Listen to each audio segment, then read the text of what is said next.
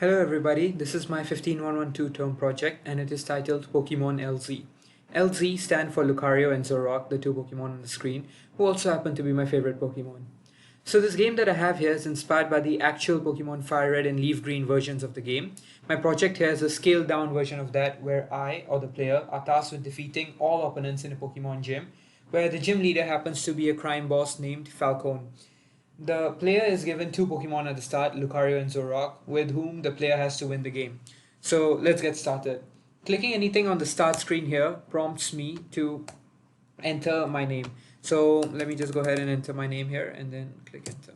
So once that is done, we have a short little story that plays out for the user, which I had somewhat summarized previously about how we have to defeat all opponents in the gym and all that. So I shall go ahead and skip this portion.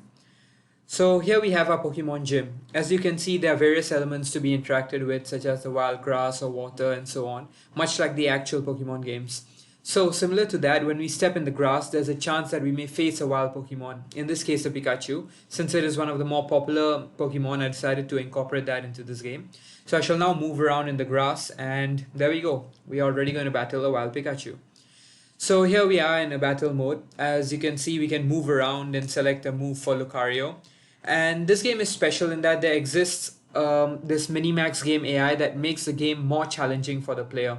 In short, the opponent is able to calculate based on each Pokemon's stats like their attack, defense, special attack and special defense, as well as the critical hit chance of each move, the most effective move to use against the player's Pokemon, which is very different from the actual Pokemon games that assign moves randomly and are easy to win.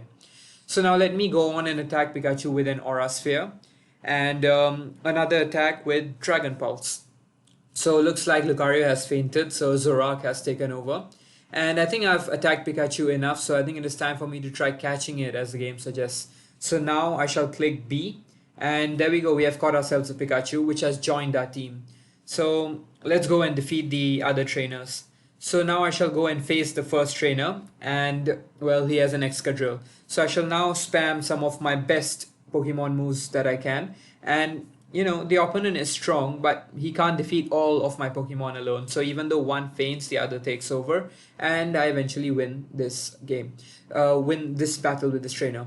So in the same fashion, the player has to defeat two more trainers, which get more challenging and progressively stronger as their Minimax AI now not only calculates the opponent's moves, but also tries to predict what the player would do next and make strategies for that. The AI also progressively shifts focus from stat increases to trying to bring down the opponent's health, which is how the AI could win the game. So let me skip over to our final battle against the leader. So here we are going to face the crime boss and let's get into battle. Now similar to the previous battle, we have three Pokemon on our side and all of them are fully healed.